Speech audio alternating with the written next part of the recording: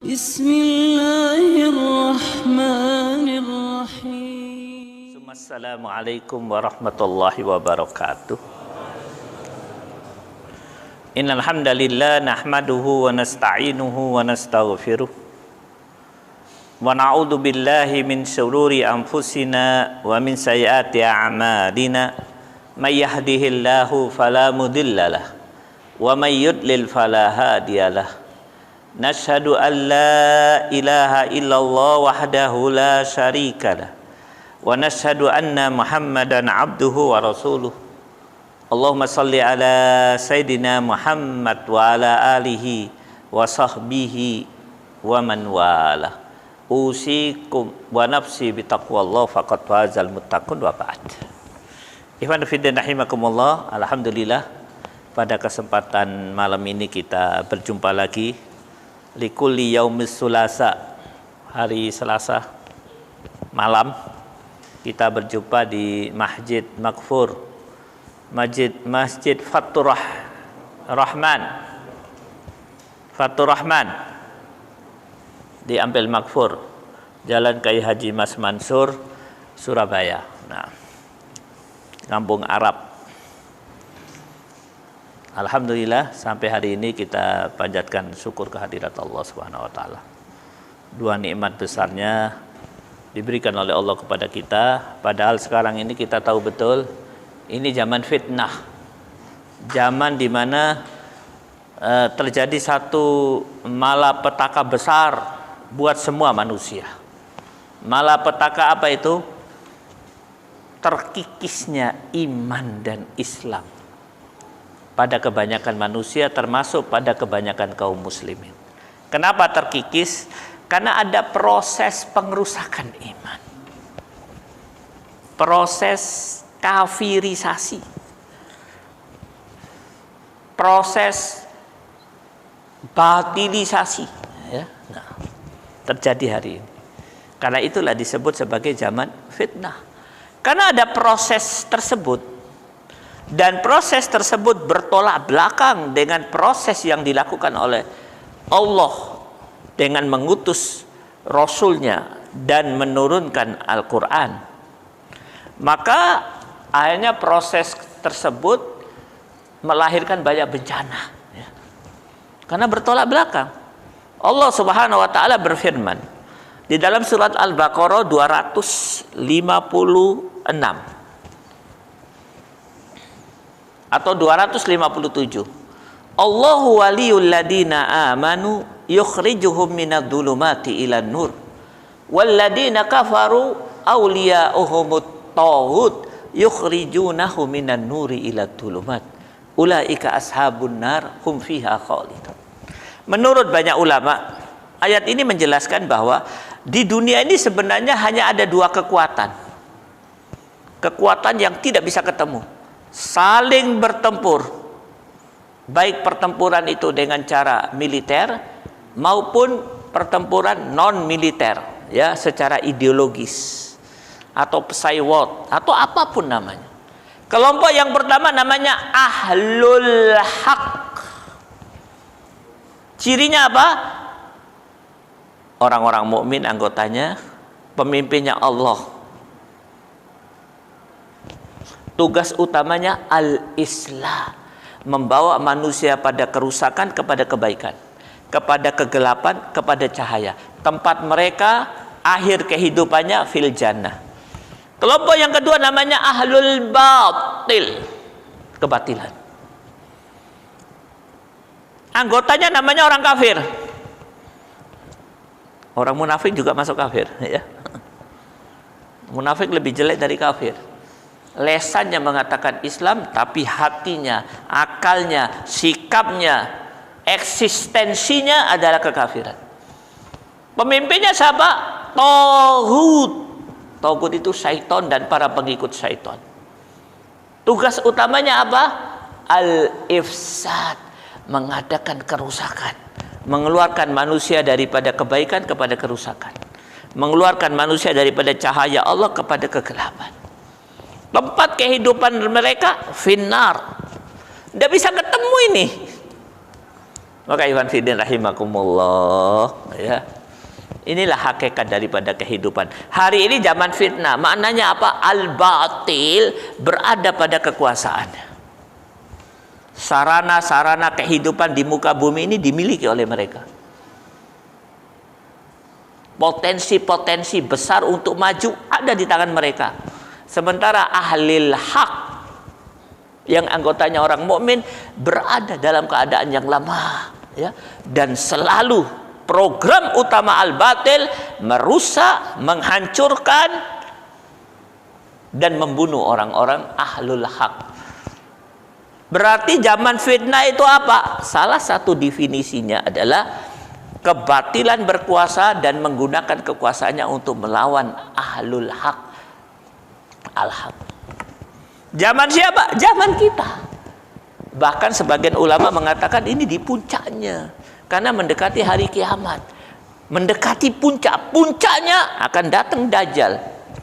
Maka ikhwan fillah rahimakumullah, ya, harus tahu ini, ya. Di samping kita memahami syariat, kita harus memahami al-waqi', situasi dan kondisi.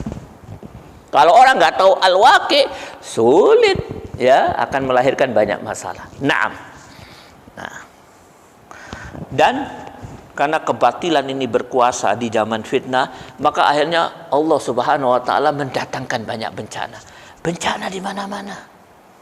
Banjir, kebanjiran, gempa bumi di mana-mana, ya, pertumpahan darah di mana-mana, ya, konflik internal pada kaum mukminin terjadi di mana-mana. Apa sebabnya? Akibat daripada al-batil berkuasa. Maka ikhwan fillah rahimakumullah, nah, pada kesempatan kali ini saya akan menyampaikan dua hadis ringan sebenarnya, tapi nampaknya perlu kita fahami di zaman-zaman sekarang ini, zaman rusak ini. Dua hadis paling tidak pada kesempatan kali ini, dan kalau ada waktu saya akan menjawab pertanyaan banyak orang tentang bagaimana wanita menurut timbangan syariat. Nah, saya akan mulai dari satu hadis. Hadis ini terdapat di dalam kitab Adabul Mufrad. Adabul Mufrad itu yaitu kumpulan hadis-hadis yang banyak berbicara tentang akhlak dari Sahih Al-Bukhari, ya, Sahih Bukhari. An Abi Hurairah. Kalau ini perkataan Abi Hurairah, ya. Ingat, di hadapan kita ada dua sunnah, sunnatun Nabi dan sunnatus sahabat. Alaikum bisunnati wa sunnatul khulafa'ur rasyidin al-mahdiyyin, addu 'alaiha bin nawajid. Alaikum bisunnati wa sunnatul khulafa'ur rasyidin al-mahdiyyin min ba'di, addu 'alaiha bin nawajid. Ya, di hadapan kau ada sunnahku dan sunnah sahabat, kata Rasulullah. Gigitlah sunnah dua sunnah ini dengan geraham. Nah, ini yang saya sampaikan perkataan sahabat. Yang kedua nanti hadis Nabi. An Abi Hurairah qol al-mu'minu mir'atu akhi idza ra'a fihi aiban aslaha. Yang artinya dalam bahasa Indonesia bahwasanya Abi Hurairah berkata, Abu Hurairah ini istimewa, Pak. Apa keistimewaannya? Tercatat di dalam sejarah satu dari 7 orang yang paling banyak meriwayatkan hadis Nabi, Abi Hurairah. Karena dia dekat sama Rasulullah. Kemana Rasulullah berada, dia di situ. Sehingga banyak perkataan Rasulullah dan perbuatan Rasulullah yang tercatat oleh beliau dan disampaikan. Abi Hurairah. Apa kata Abu Hurairah? Al-mu'min mir'atu akhi idza ra'a fihi aiban aslaha. Masyaallah. Yang artinya dalam bahasa Indonesia, orang mukmin itu adalah cermin bagi saudaranya. Jika dia melihat saudaranya aiban, jika dia melihat cermin tersebut ada aib, aslaha, dia memperbaiki. Saya ulangi lagi, al-mu'minu mir'atu akhi, mukmin itu cermin bagi saudaranya. Idza ra'a fihi aiban aslaha, apabila dia melihat aib, cacat, maka dia akan memperbaiki. Maksudnya begini, kalau saya datang ke seorang mukmin yang lain, seperti saya melihat cermin. Dan orang kalau lihat cermin itu kelihatan panuh, bisul, kadas, kurap, botak, sakit mata, kelihatan. Dan setelah melihat itu dia akan memperbaiki penyakitnya. Begitu juga kita melihat seorang mukmin. Saya datang ke rumah seseorang, Masya Allah, ibadahnya mumtaz. 5 waktu fil masjid, mendengar adzan di masjid, sholat sunnahnya Masya Allah. Saya seperti melihat cermin. Inna lillahi wa inna ilaihi raji'un. Temanku ibadahnya bagus, aku sholat dohor mendekati asar, sholat subuh mendekati matahari terbit, sholat ndak pernah sholat sunnah, ndak pernah khusyuk. Temanku Masya Allah cermin. Maka ihwanu fiddin rahimakumullah, hadis ini sebenarnya ingin mengatakan bahwa saudara mukmin kalian itu adalah penasehat yang paling unggul, paling ulung, paling bagus buat kalian. Nih contoh, saya ke rumah seorang teman, Masya Allah, dia pandai membina istrinya, istrinya soleha, Masya Allah. Setiap hari Masya Allah hubungan dengan istrinya bagus. Istrinya mau keluar rumah izin. Dia bina anaknya dengan pembinaan yang istimewa. Malam hari ngaji sama anak-anaknya. Anaknya akhlaknya bagus. Aku lihat, inna lillahi wa inna ilaihi raji'un.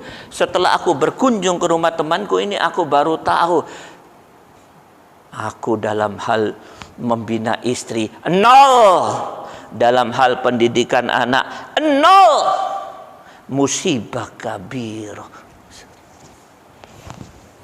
Kapan tahunya? Setelah melihat cermin.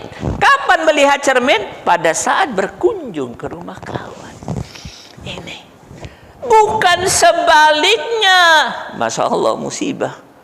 Pada saat dia jumpa ke kawannya, terjadi pembicaraan yang dibicarakan aib orang-orang. Pak Fulan, Singdi, rumahnya nomor 1, jago korupsi. Pak Fulan yang mana? Nomor 10. Oh, suka memukul istri orang, istrinya ya. Si ini. Terus kau? Kita tidak perlu membicarakan aib kita. Kita hanya menjadi penonton dan komentator. Musibah. Maka Iwan Fidan rahimakumullah, kenapa hal ini saya sampaikan? Hari ini di zaman fitnah kita berada pada keadaan yang sangat menyakitkan. Apa itu? Konflik antar kaum muslimin. Apa sebabnya? Tidak menjadikan temannya sebagai cermin untuk memperbaiki diri. Pak, saya pernah sering ceritakan, tapi saya lupa namanya. Ada seorang ulama salaf. Itu setiap pekan rumahnya didatangi teman-temannya. Ajib, datang ke rumahnya. Teman-temannya ndak minta nasihat, ndak, cuma lihat wajahnya saja. Setelah itu pulang lagi. Minggu depan datang lagi. Ditanya, limadza anta? Ada apa kau datang ke rumahku ini? Hanya mau melihat wajahmu. Kenapa? Dengan melihat wajahmu, ziyadatul iman, bertambah imanku. Kemudian aku pulang, masuk pasar, turun imanku. Minggu depan datang lagi. Masya Allah. Belum mendengar perkataannya. Cuman bercermin saja dari kawannya. Di ibadahnya seperti apa, pembinaannya seperti apa, sholatnya seperti apa, dia mendapatkan manfaat. Ini yang pertama, Bapak-bapak sekalian. Nah, begitu juga ulama salaf mengajarkan kepada kita, di samping bercermin dengan saudara, bercerminlah kepada contoh yang terbaik. Siapa itu? Sahabat, tabi'in, solihin. Dan itu adalah cara untuk meningkatkan iman. Mereka, alhamdulillah, sejarah mereka, perkataan mereka dibuat oleh para ulama untuk kita lihat. Nih saya ambil satu contoh ini. Banyak maaf, ini hubungannya sikap terhadap istri. Ini saya tahu betul ini di atas 40 ini. Kebanyakan umurnya. Topik pembicaraan utama adalah masna dan poligami. Nih saya akan ceritakan bagaimana para sahabat mensikapi masalah baik istrinya maupun suaminya. Tersebutlah seorang sahabat namanya Umar bin Abdul Aziz. Kita ini sedang bercermin loh ini. Banyak maaf ya, saya buka WA, saya masuk grup WA. Pembicaraan yang paling sering dibicarakan diantaranya poligami. Dan pembicaraan itu justru menjatuhkan wanita pada harkat yang paling rendah. Padahal wanita itu wanita kita, wanita muslimah. Poligami yang utama, yang istimewa, yang agung direndahkan, dibicarakan dengan cara guyonan. Siapa yang membicarakan? Mereka yang biasa ke masjid, aktivis muslim, rompinya rompi pejuang. Kalau suruh takbir paling keras, tapi pembicaraannya menjatuhkan martabat wanita kita sendiri. Ini saya akan cerita cerminan, ya. Tersebutlah Umar bin Abdul Aziz. Dia sebenarnya mencintai seseorang, wanita. Dia sudah punya istri, ya, sudah tua, sudah punya istri. Dia mencintai seseorang. Setiap dia ingin menikah dihalangi oleh istrinya, namanya Fatimah. Istri namanya Fatimah. Tidak usah nikah. Setiap dia mengutarakan kepada istrinya, saya mau menikahi si fulana, tidak usah. Sampailah akhirnya dia sakit karena perjalanan dakwah dan jihad. Dalam keadaan sakit, datang istrinya Fatimah. Wahai suamiku, aku ingin memberikan kepada kau pemberian yang terbaik. Apa itu wahai istriku? Fatimah nikahi, aku izinkan buat kau untuk menikahi orang yang kau inginkan. Apa kata Umar bin Abdul Aziz? Tidak. Hari ini aku tidak butuh Fatimah. Yang aku ingin cintai adalah Allah Subhanahu wa ta'ala. Permintaan kau untuk menikahkan aku pada Fatimah aku tolak. Dan Fatimah tetap aku ambil untuk aku nikahkan kepada kaum muslimin yang lain. Masya Allah. Jangan main. Maka Ikhwan Fiddin rahimakumullah, ini perlu ini, ya. Bukan teman kita untuk kita ajak bicara untuk menjelekan orang lain, tapi setiap kita lihat teman, lu seperti kita bercermin, lu palu kadas bisul, melihat aib diri sendiri. Hadis yang pertama cukup. Hadis lagi, ini perkataan sunnatus sahabat, perkataan sahabat. Sekarang saya akan sampaikan hadis Nabi, ya. Ini juga perlu di zaman fitnah ini, ya. An Abi Umar anin Nabi sallallahu alaihi wasallam. Yang meriwayatkan Ibnu Umar. Kalau tadi Abi Hurairah periwayat hadis Nabi nomor 1. Kalau Ibnu Umar nomor 2. 7 besar, dia nomor 2. Anaknya Umar Ibn Khattab, sahabat jalil sekaligus ulama. Apa kata Ibnu Umar? An ibni Umar anin Nabi sallallahu alaihi wasallam qol, bahwasanya Rasulullah bersabda, al-mu'minul ladzi yukhalitun nas wa yasbiru ala adahum khairum minal ladina la yukhalitun nas wa la yasbiru ala adahum. Masya Allah, ya. Hadis ini pun terdapat di dalam kitab Adabul Mufrad dari Sahih Al-Bukhari, yang artinya dalam bahasa Indonesia dari Ibnu Umar bahwasanya Rasulullah bersabda. Apa kata Rasulullah? Mukmin yang yukhalitun nas.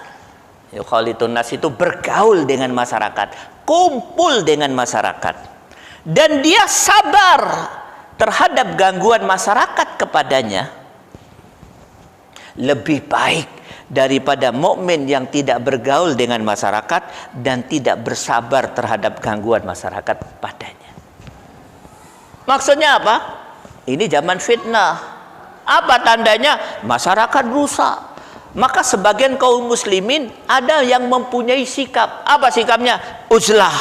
Apa itu? Tidak usah keluar rumah. Al-muhim kita ke masjid, pulang sholat, ke rumah lagi, nanti ke sholat masjid. Tidak usah keluar. Keluar, rusak kau. Apa namanya? Uzlah. Tapi sebenarnya uzlah yang sebenarnya itu, masyarakat rusak, dia bawa anak istrinya naik ke puncak gunung, bawa rangsel, rangselnya diisi makanan sepenuh-penuhnya, kemudian tidak turun-turun sampai makanan habis.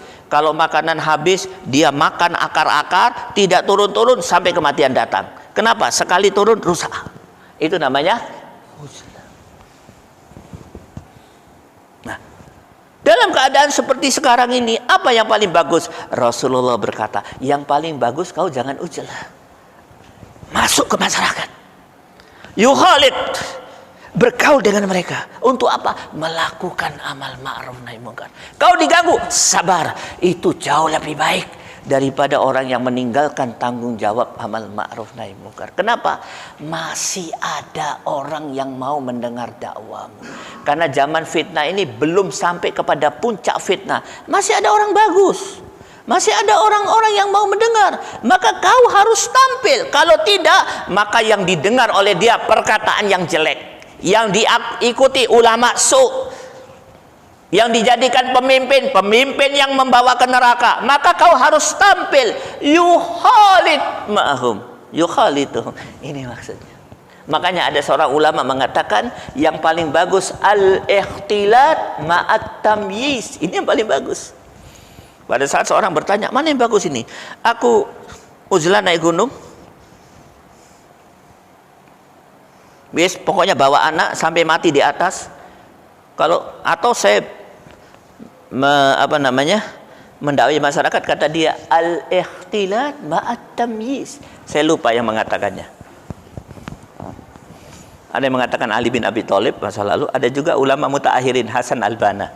Al-ikhtilat ma'at tamyiz. Yang paling bagus kau tetap bergaul tapi tampil beda.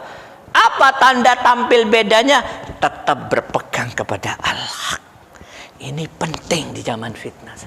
Silakan rusak dunia, silakan rusak ibu kota, silakan rusak masyarakat. Masyarakat kita ini sudah rusak loh, Pak. Jangan sampai masih punya anggapan baldatun thayyibatun wa rabbun ghafur. Rusak loh, Pak. Apa tanda rusaknya? Ulama su banyak.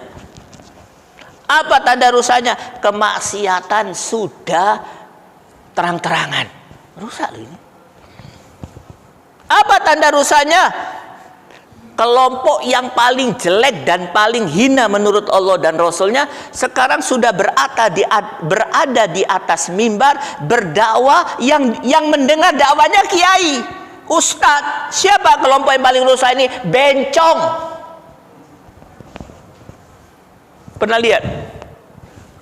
Apa tanda rusaknya? Pemimpin yang mengatur urusan keduniaan, mereka yang paling jelek, yang paling tidak takut kepada Allah. Ustadz, adakah pemimpin yang banyak? Ada, tapi yang jelek banyak.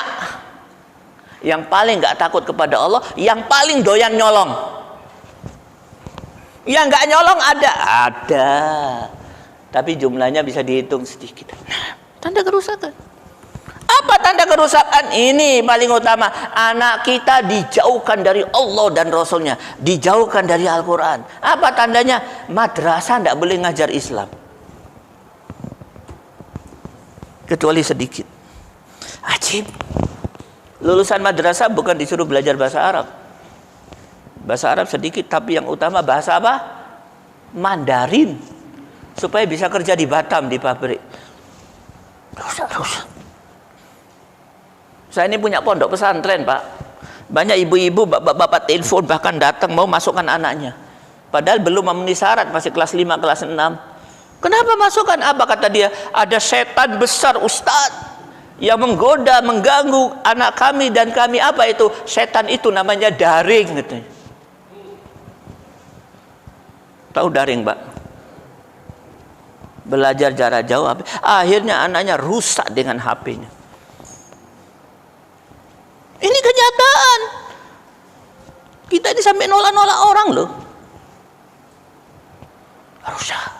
Maka apa yang harus kita lakukan? Al-ikhtilat ma'at tamyiz. Ambil.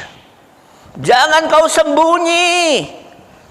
Jangan kau lari ke gunung. Jangan kau tutup mulut dan telingamu. Datangi mereka. Mereka butuh kau. Karena manusia itu seperti yang saya katakan kemarin, kalau tidak mendapatkan qudwah salihah, dia akan mencari qudwah sayyi'ah. Kalau tidak dapat contoh yang baik, dia akan mencari contoh yang jelek. Inilah dua hadis yang saya sampaikan. Mudah-mudahan memberikan manfaat buat kita semuanya. Yang pertama, jadikan kawanmu sebagai penasehat. Mir'ah, cahaya. Apa? Cermin. Mir'ah itu cermin. Cermin berkaca. Nah, kaca untuk berkaca. Yang kedua hadis itu tadi ya, tentang mukhalitun nas dan sabar terhadap gangguan manusia. Nah, sekarang saya akan menjawab pertanyaan. Tidak tahu pertanyaan ini dulu pernah saya sampaikan apa tidak sebelum corona atau wallahu alam. Ada pertanyaan saya lupa, belum saya jawab. Ya. Ustadz, bagaimana wanita menurut timbangan syariat? Al-Baqi kam? Kurang berapa menit saya? Al-Baqi kam? Kurang 6. Masa 6? Kurang berapa?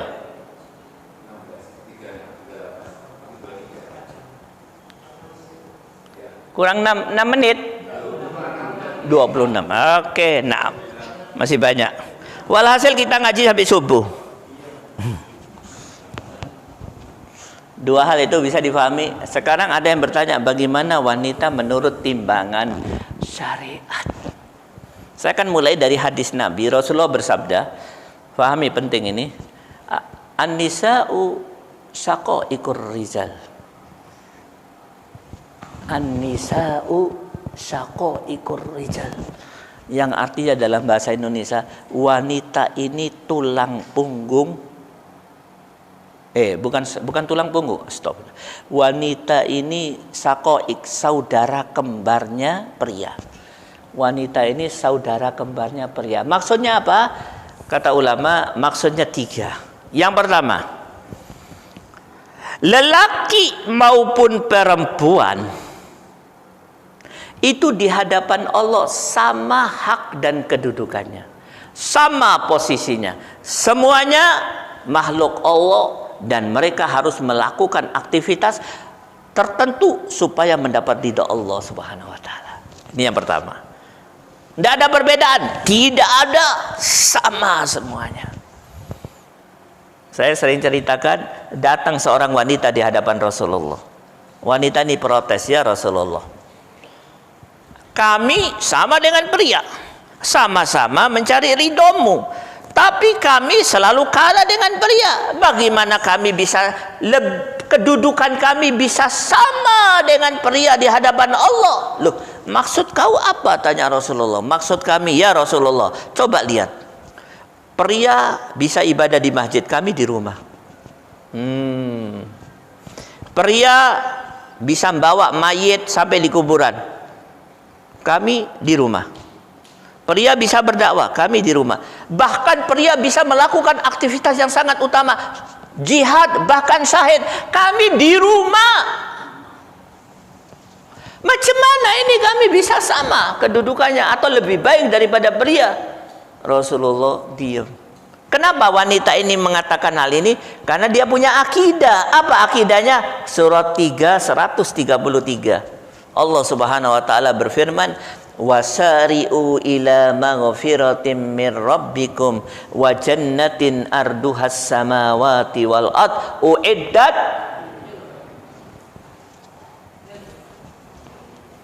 uiddat lil muttaqin. Bergegaslah kalian.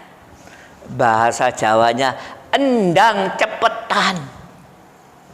Bertandinglah kalian, kalahkan yang lain. Kalian harus jadi pemenang. Untuk apa? Mengejar 2 hal, jannah dan maghfirah. Maghfirah fid dunya, jannah fil akhirah. Barang siapa yang mendapatkan, dia minal faizin, dia pemenang. Yang tidak mendapatkan, kalah. Bagaimana kami bisa menang? Ya Rasulullah, kami seperti ini, sementara pria seperti itu. Rasulullah diam, gak bisa jawab. Sampai akhirnya Allah menurunkan satu ayat, catat baik-baik, nanti sampaikan kepada istri sebelum makan bersama istri atau sebelum tidur bersama dia. Datang rumah, assalamualaikum, buka surat. Assalamualaikum, dari mana mas? Shh, buka surat 33 ayat 35. Mas, dari mana? Shh, Buka surah 33 ayat 35. Begitu. Yang penting ayat Quran. Surat Al-Ahzab ayat 35. Ayat ini menjelaskan. Nanti dibaca di rumah ya, karena tak ada waktu. Oke lah, tak apalah saya baca. Ya. Waktu kita hilang karena membaca Al-Quran, ahsan. Lebih baik daripada hilang karena sesuatu yang lain. Ya. Allah Subhanahu wa taala berfirman di dalam surah 33 ayat 35. Innal muslimina wal muslimat wal mu'minina wal mu'minat. Ada yang baca terjemahan kah? Baca artinya yang keras. Yang keras. Laki-laki dan perempuan muslim, laki-laki dan perempuan mukmin, laki-laki dan perempuan yang tetap dalam ketaatannya, laki-laki dan perempuan yang benar, laki-laki dan perempuan yang sabar, laki-laki dan perempuan yang khusyuk, laki-laki dan perempuan yang bersedekah, laki-laki dan perempuan yang berpuasa, laki-laki dan perempuan yang memelihara kehormatannya, laki-laki dan perempuan yang banyak menyebut nama Allah. Allah telah menyediakannya, Allah telah menyediakan untuk mereka ampunan dan pahala yang besar. Nah, ayat ini diakhiri dengan satu kalimat yang sangat istimewa. Sekaligus kalimat ini menjadi jawaban buat wanita yang bertanya kepada Rasulullah. Apa kata Allah? A'addallahu lahum maghfiratan wa ajran 'azima. Masya Allah. Laki perempuan sama saja, semuanya akan a'addallahu lahum maghfiratan wa ajran 'azima. Allah akan memberikan dia maghfirah, pengampunan, dan ajran 'azima, pahala yang besar atau jannah. Berarti menang, minal faizin, menang. Kenapa? Dapat maghfirah di dunia, jannah atau ajron adima fil akhirah. Asal lelaki dan wanita tersebut mempunyai 10 sikap. Apa saja 10 sikap ini? Baca di rumah. Jadi untuk pengajian minggu depan passwordnya sampaikan 10 ini. Kalau tidak, ya tetap dibukakan pintu lah. Password. Sama-sama beriman, sama-sama berislam, sama-sama sodik, sama-sama qanit, sama-sama sabar, ya, sama-sama mutasaddiq, infak, sama-sama puasa, sama-sama berzikir, sama-sama menutup aurat, ya, sama-sama khusyuk. 10. Detailnya baca. Surat berapa? Surat 33 Al-Ahzab ayat 35. Kalau kurang jelas saya sebutkan dalam bahasa Jawa. Surat 33 ayate telok lema, bahasa Madura pula. Oke, khalas. Ini yang pertama, timbangan wanita menurut syariat. Yang kedua, apa maksud an-nisa usyaqaiqur rijal? Yang kedua adalah laki dan perempuan karena beda fungsi, beda fungsinya, dan beda sebagian tubuhnya, maka kedua mereka masing-masing mempunyai hak dan kewajiban. Nah, kalau yang pertama tadi laki perempuan punya hak dan kedudukan, punya kewajiban kepada Allah, kedudukan yang sama, maka yang kedua laki dan perempuan karena beda fungsinya punya hak dan kewajiban satu sama lain, satu sama yang lain. Si wanita punya kewajiban, si pria punya hak. Si pria punya kewajiban terhadap wanita, si wanita mendapatkan haknya daripada pria.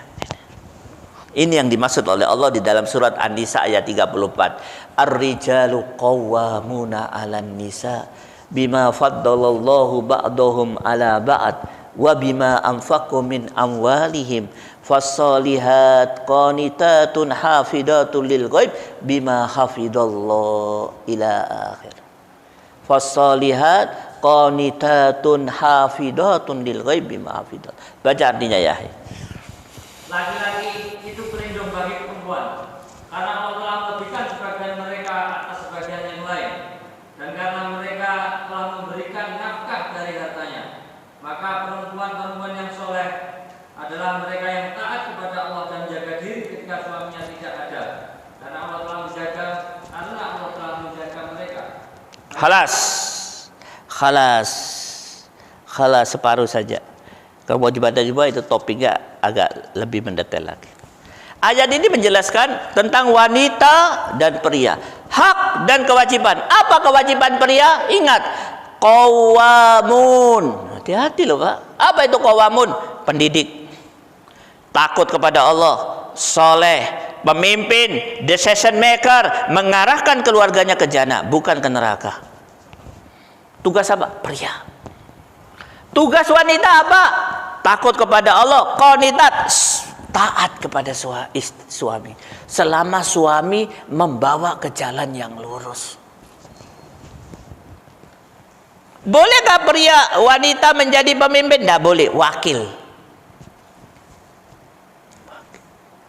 Decision maker tidak boleh, pria decision maker. Mengusulkan silakan, tapi yang mukul palu tek pria. Kenapa? Qawam.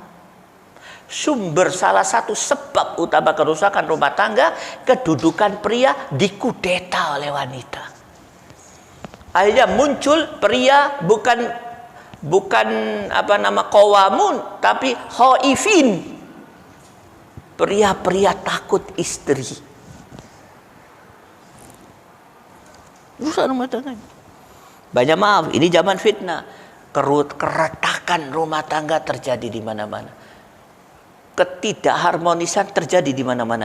Bahkan perceraian terjadi di mana-mana. Apa sebabnya? Kedudukan pria dikudeta oleh wanita. Wanita tidak melaksanakan kewajibannya, pria tidak mendapatkan haknya. Pria tidak melaksanakan kewajibannya apa? Mendidik, membawa ke jannah. Dan wanita tidak mendapatkan hak dipimpin ke jalan yang lurus. Ini musibah. Tidak perlu kita cerita. Kalau saya cerita, malu kita. Terjadi di rumah tangga kaum muslimin, rumah tangga di sekitar kita, rumah tangga teman-teman kita, bahkan sebagian daripada rumah tangga kita, sebagian keretakan itu muncul. Iya apa enggak? Ini kata-kata orang-orang yang jujur. Nah, yang ketiga, tidak perlu diceritakan, ini banyak sekali. Banyak banyak cerita tentang ini, tapi saya cukupkan karena habis waktunya. Yang ketiga, yang pertama tadi, kedua-duanya sama kedudukannya di hadapan Allah. Semuanya harus mempunyai 10 sifat.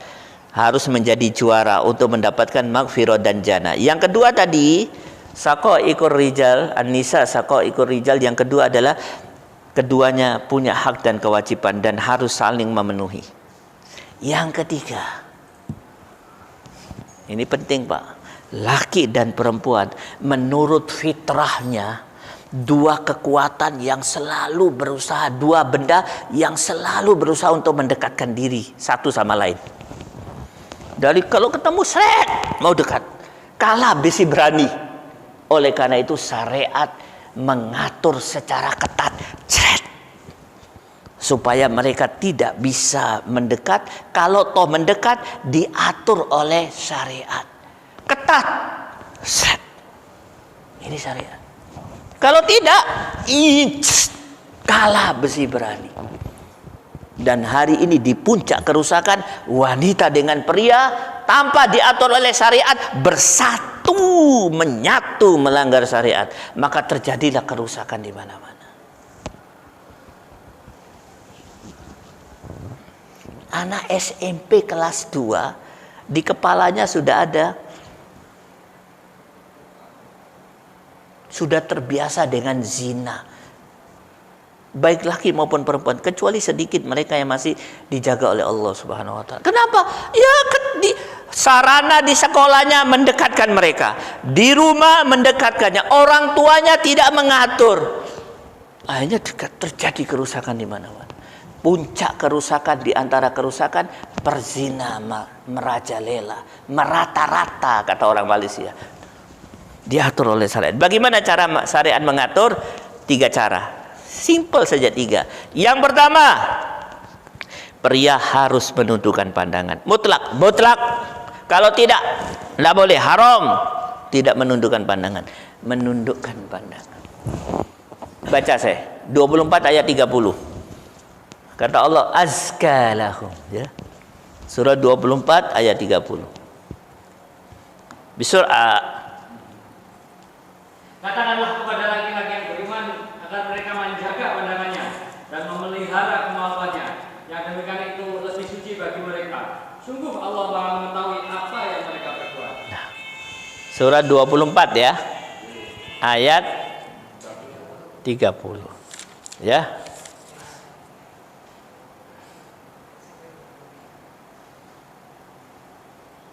Dzalika azka lahum. Ini lebih suci.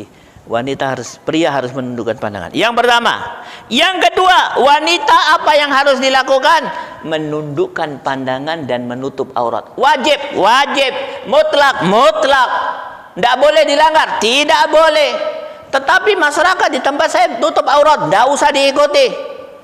Negara menyuruh saya buka aurat, tinggalkan negara itu. Kalau negara menyuruh menutup aurat, ikuti. Urusan nutup aurat ya, bukan urusan yang lain. Yang lain kita lihat dulu, Bung. Kenapa saya sampaikan?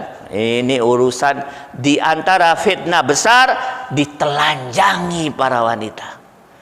Dengan menelanjangi wanita semuanya akan rusak. Oke, karena waktu. Nomor 3, ini harus dilakukan oleh pria dan wanita. Kalau tadi kan pria, pandangan, nutup aurat wanita. Ini pria dan wanita. Apa itu? Tidak boleh ikhtilat.